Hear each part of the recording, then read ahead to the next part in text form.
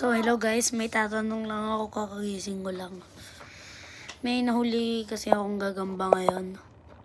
Ano siya? Gagambang tunay o kaya talahib. Dito daw guys, anong tawag sa gagamba na ito? Ito guys, oh. Yan. Kita nyo ba guys? Yan.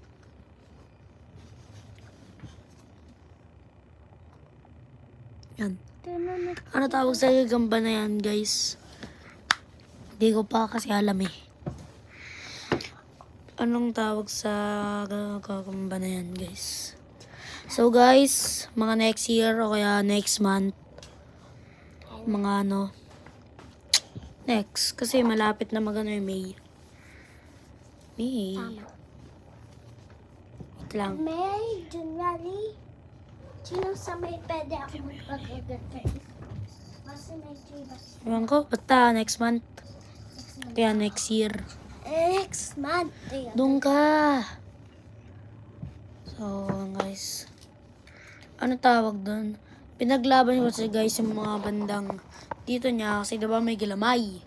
Yung bandang sa ano niya. Doon ka nga, ang kulit mo ah. Yung ano niya guys. Ano yung bandang dito niya. Kasi meron siyang galamay, diba? Red. Tapos yung, diba? Lare. Yan. Ito, red. Tapos, ito guys, oh. Tingnan mo guys. Ito, red. Ito, black. Nakakita na ba kayo nun, guys? Saka, patanong din kung pwede ito pang derby. Guys. Ayun guys, yung nilalagyanan ko. Bale, 1, 2, 3, 4. Mga nasa 7 na magagamba pag napuno ko to. Plano ko next year nga guys, plano ko gumawa ng lalagyanan.